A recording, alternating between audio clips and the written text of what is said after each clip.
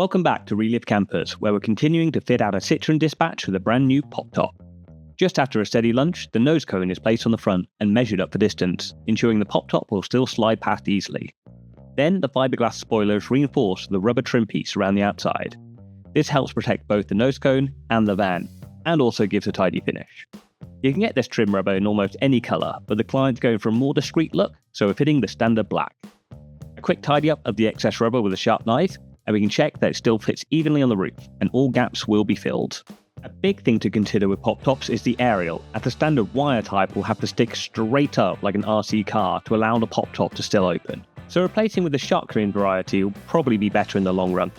Dan moves back, prepping the cone by painting on strips of body primer around the area to be glued. The primer comes with its own little applicator brush, and the goal is to get long, smooth strokes when laying it down so you always get just the right amount on. This primer is designed to chemically weld itself to pretty much anything, and will even work on the smooth gloss finish of a van paintwork. This also means it will chemically weld itself to skiing, so either wear gloves or have plenty of experience applying it down. Next onto the primer goes a generous layer of automotive glass adhesive. This creates an incredibly strong bond, while still having a little bit of rubbery give to resist vibrations. On top of this goes the block, some donut wood to support the middle of the nose cone. While this is setting, we can mask off the top of the van so glue doesn't get anywhere it shouldn't be, and then the whole area gets a full scrub down with alcohol. To get rid of any dust, dirt and grime that will stop the primer from sticking down to the paintwork. This is an easily missed step, yet so important, so take your time and use some elbow grease. On goes yet more primer onto the now sparkly roof, and certain points are left free of primer and glue. Usually these are the lowest point of the nose cone. This is so that if moisture or rain does somehow get in here, it can still run clear of the nose cone rather than sitting in there and rotting it from the inside out. On goes the last layer of glue, making sure to build up that wood block with a generous dose that it definitely makes a solid connection. The glue is loaded into an applicator gun, and while it is technically possible to get a smooth bead with a hand-powered gun, electrical powered ones will always do a much better job and not destroy your hand muscles afterwards.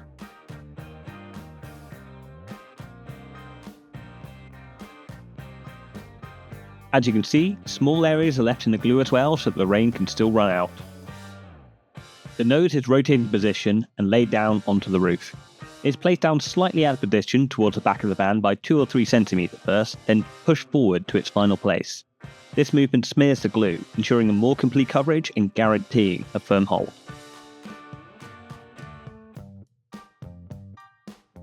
After it is laid down and checked, it needs to be firmly strapped down into place, spreading the compression over a couple of ratchet straps.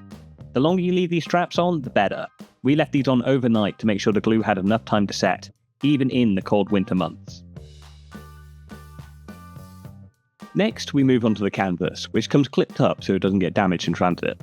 The standard colours are grey or black, but come in a fair number of colours, and you can see its Drive Lodge warranty card tucked into the side vents. This covers 2 years worth of labour and 5 years of physical parts from the day of installation. The kit comes with shaped aluminium rails with pre-drilled through holes, so the canvas is stretched taut and the rails lined up along the inside of the roof. Starting at either end to make sure it's on straight, then screwed in along the length, going through the panel roof and into the reinforcing frame beneath.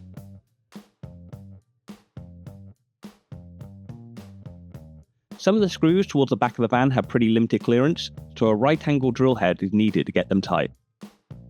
While we have the drill out anyways, Ben pre-drilled some holes for the trim to fit on later. Back to the applicator gun to lay a bead of sealant along the outside of the canvas, using one long constant bead to get a smooth line around the outside.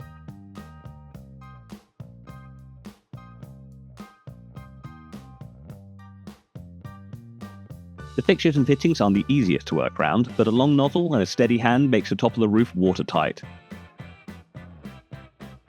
As this van is getting its pop top to replace a leaky skylight because of its bad ceiling, it's amazing to watch how a professional makes it look easy. And some light cleanup work clears up a little spill before it's set solidly onto the paint. There are 2 LED button lights inset into the roof, and because this van is already converted with a leisure battery, the wiring is as easy as pushing 2 wires together into solder seal connectors and running a soldering iron over them.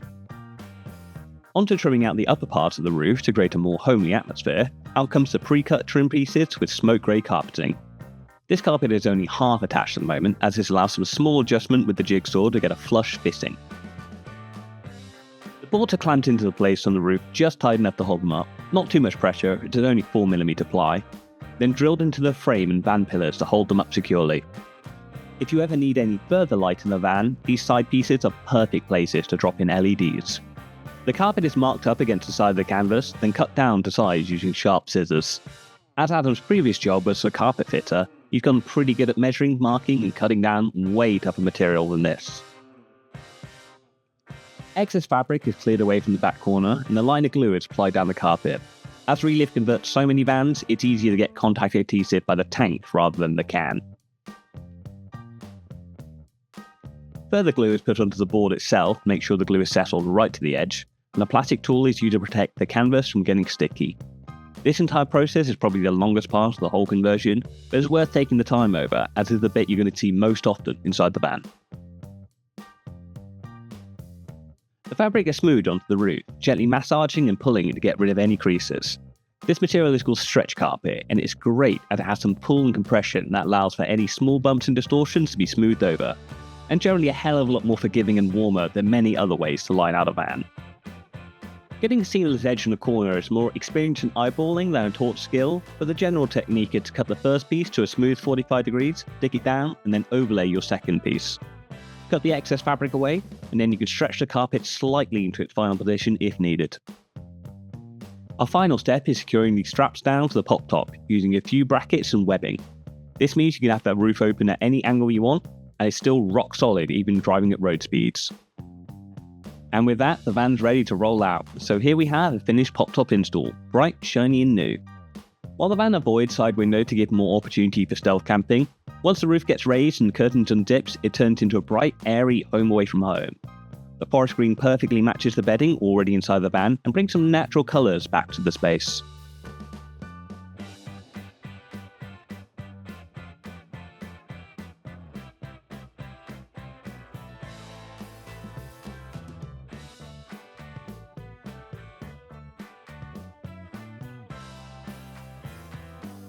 And here we are, in a pop-top camper van in its natural home, a lay-by in the middle of nowhere. I gotta say, the pop-top have added so much depth to the van. There's just so much more space to breathe and exist within here. You can really just take in the countryside and not worry about smashing your face on a ceiling every single second. Converted most of this myself, making a lot of use of laminate flooring, e.g. these shelves are laminate flooring. This table, this bench seat, it's made of laminate flooring. This table, it's made of laminate flooring. The floor is made of laminate flooring, and as soon as they make a 4-stroke engine that runs on laminate flooring, I will of course install that as well. But yes, I'm extremely happy with the conversion job. It's professional, it's neat, it sits well. Thank you very much to Relive for letting me sit in on the conversion. Goodbye for now, subscribe for more, and I'll catch you next time. Cheers.